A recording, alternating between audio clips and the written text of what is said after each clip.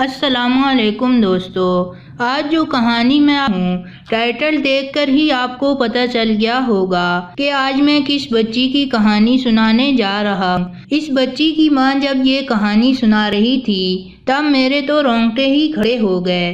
مجھے بہت افسوس ہوا کہ میں اس معاشرے میں جی رہا جہاں بیٹیاں محفوظ نہیں ہیں۔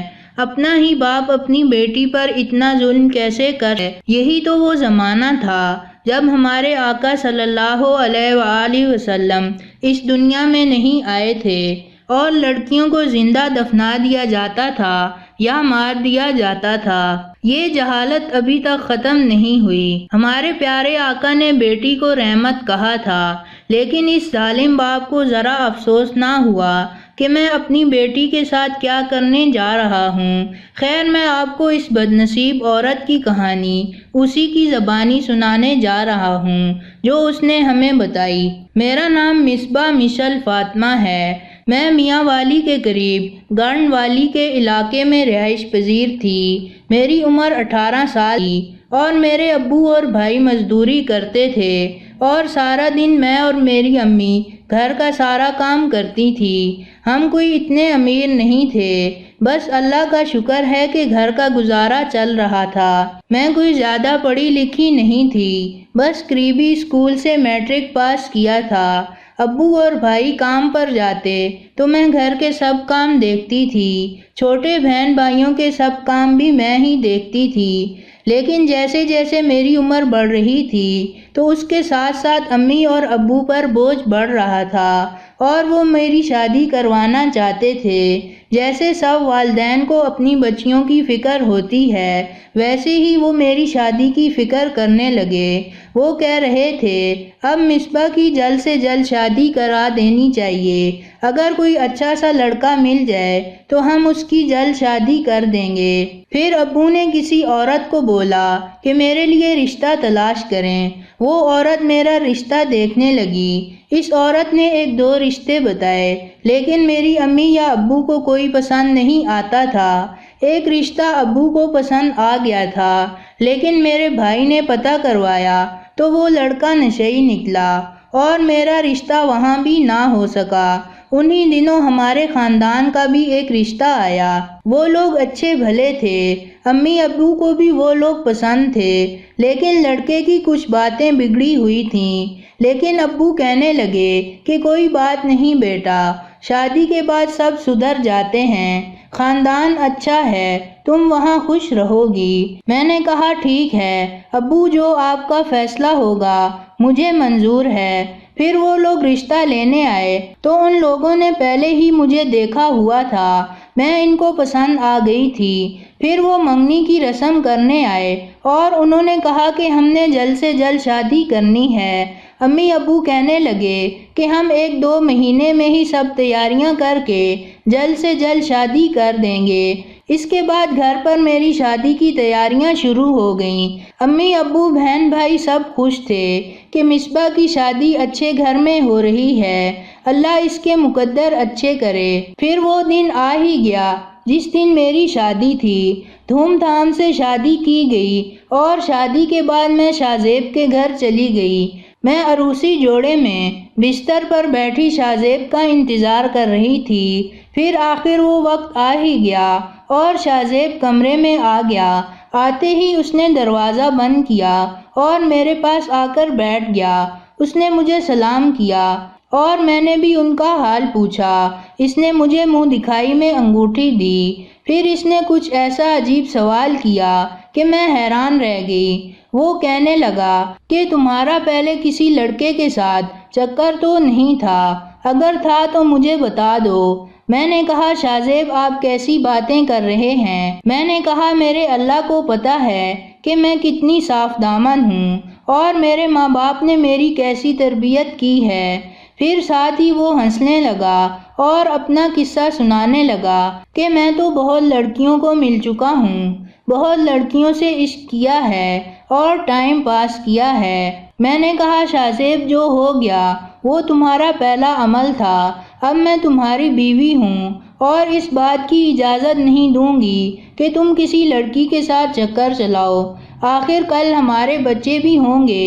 ان پر کیا اثر پڑے گا، ہماری بھی بیٹی ہوگی۔ میں نے جب بیٹی کا نام لیا تو شاہ زیب کے چہرے پر غصہ آ گیا اور کہنے لگا، نہیں نہیں، مجھے بیٹی نہیں چاہیے، بیٹی عزت خراب کرتی ہے اور مجھے صرف بیٹا چاہیے۔ میں اس کی باتوں پر حیران تھی کہ بیٹا بیٹی تو اللہ کی مرضی سے ہوتا ہے۔ میں نے کہا کہ شاہ زیب، وہ باپ بہت خوش قسمت ہوتا ہے جس کی پہلی اولاد بیٹی ہو۔ وہ کہنے لگا، نہیں، بیٹی صرف بدنامی کا باعث بنتی ہے۔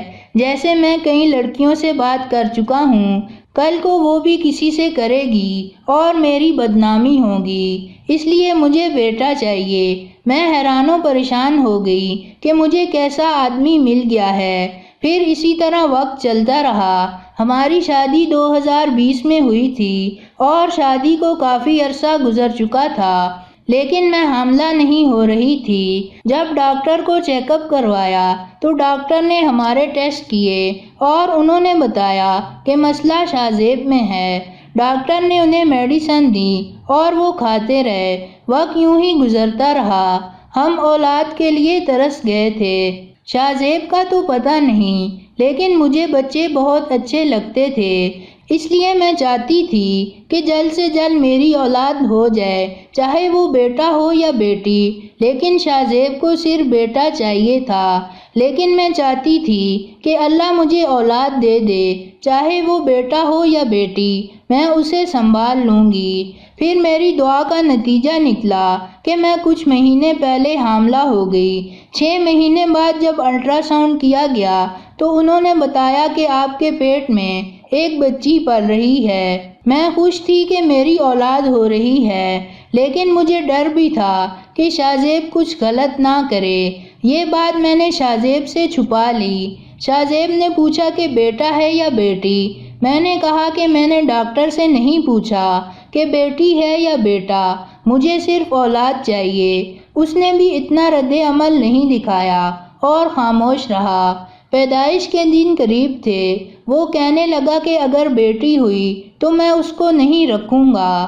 میں نے کہا کہ میں سنبھال لوں گی، اپنی بیٹی کو تم رکھو یا نہ رکھو، میں اپنی بیٹی کو سنبھال سکتی ہوں۔ پھر آخر وہ دن آ ہی گیا جب ہماری بیٹی کی پیدائش ہوئی تھی۔ میں اسپتال میں تھی، شاہ زیب بھی میرے ساتھ تھا۔ جب ڈاکٹر نے بتایا کہ آپ کے ہاں بیٹی ہوئی ہے تو شاہ زیب کا رنگ اڑ گیا۔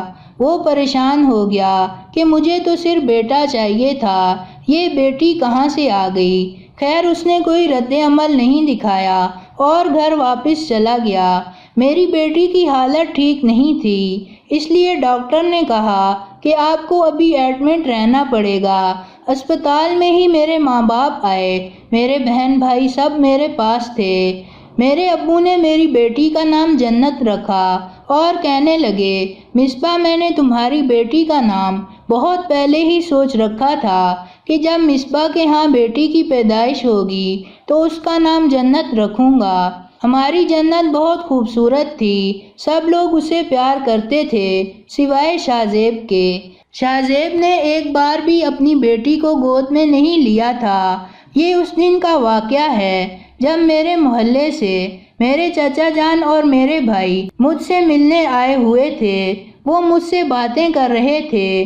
انہوں نے میری بیٹی کو اٹھایا ہوا تھا، پھر انہوں نے میری بیٹی کو میرے پاس لٹایا۔ اسی دوران شاہ زیب اتنا غصے میں اسپتال آئے، اس کے ہاتھ میں بندوق تھی۔ اس نے آتے ہی کہا کہ میں اپنی بیٹی کو زندہ نہیں چھوڑوں گا۔ اس نے بیٹی مجھ سے پکڑ لی اور اس ذلیل انسان نے میری بیٹی پر اتنا بڑا ظلم کر دیا کہ میں کبھی سوچ بھی نہیں سکتی تھی۔ اس نے سب سے پہلے میری بیٹی کو زور سے نیچے پھینکا۔ جب اس نے میری بیٹی کو نیچے پٹکا تو میرے ہوش اڑ گئے اور میں بے ہوش ہو گئی۔ ابھی میرے ذہن میں کچھ باتیں یاد ہیں۔ جب اس نے نیچے میری بیٹی کو پھینکا تو میرے چچا اور بھائی نے اس کو پکڑنے کی کوشش کی۔ میرے بھائیوں نے اسے پکڑا، لیکن اس نے صاف کہہ دیا کہ جو بھی میرے قریب آئے گا میں اس کو گولی مار دوں گا۔ اس جاہل انسان اور ظالم نے میری بیٹی کو گولیاں مارنا شروع کر دیں۔ اس نے 5 گولیاں میری بیٹی کو ماریں۔ سب لوگوں کی چیخیں نکل گئیں۔ اسپتال کا سب عملہ وہاں جمع ہو گیا۔ کوئی اپنی اولاد کے ساتھ ایسا ظلم کیسے کر سکتا ہے؟ یہ قیامت کی نشانی نہیں تو اور کیا ہے؟ خود باپ اپنی بیٹی پر ظلم کر رہا ہے۔ جب اس نے دیکھا کہ ہماری بیٹی مر گئی ہے تو وہ وہاں سے بھاگ گیا۔ میرے چچا اور بھائیوں نے بیٹی کو اٹھایا۔ مجھے کوئی ہوش نہیں تھا۔ ڈاکٹر نے چیک کیا تو ڈاکٹر نے کہا کہ بچی کی تو ڈیتھ ہو چکی ہے۔ پورے اسپتال میں خاموشی چھا گئی۔ ایسا لگ رہا تھا کہ جیسے قیامت ٹوٹ پڑی ہو۔ یہ منظر بھی قیامت سے کم نہیں ہے۔ ایک باپ اپنی ہی بیٹی کو، جس کی عمر 7 دن تھی، اس کو مار رہا ہے۔ میرے بھائیوں نے پولیس کمپلین کی اور پولیس اس ظالم کو ڈھونڈ رہی ہے۔ میری حکومت سے اپیل ہے کہ میرے شوہر کو پکڑ کر جتنی جلدی ہو سکے پھانسی کی سزا دی جائے۔ دوستو، یہ جو کہانی ہم نے آپ کو سنائی ہے، یہ اس عورت کی کہانی ہے جس کی 7 دن کی بیٹی کو اس کے باپ نے 5 گولیاں مار کر ہلاک کر دیا۔ یقین کریں یہ کہانی سناتے ہوئے میرا دل کانپ گیا، پسینے چھوٹ گئے اور میری آنکھیں نم ہو گئی۔ افسوس ہے مجھے اس ذلیل انسان پر کہ اگر تمہیں وہ نہیں چاہیے تھی تو کسی کو دے دیتے۔ لوگ اولاد کو ترستے ہیں اور تمہارے گھر تو اللہ نے اپنی رحمت بھیجی تھی اور تم نے خود اس پر ظلم کیا۔ ہمارے آقا کا فرمان ہے کہ جب اللہ کسی سے خوش ہوتا ہے تو اس کے گھر بیٹی بھیجتا ہے۔ اس بدبخت پر افسوس نہ کریں تو کیا کریں؟ تو دوستو، یہ تھی ہماری آج کی کہانی۔ پسند آنے کی صورت میں لائک کریں اور اپنے دوستوں کے ساتھ شیئر کریں، اور مزید ایسی کہانیاں دیکھنے کے لیے ہمارا چینل سبسکرائب کرتے ہوئے ساتھ موجود گھنٹی کا بٹن بھی دبا دیں۔ شکریہ۔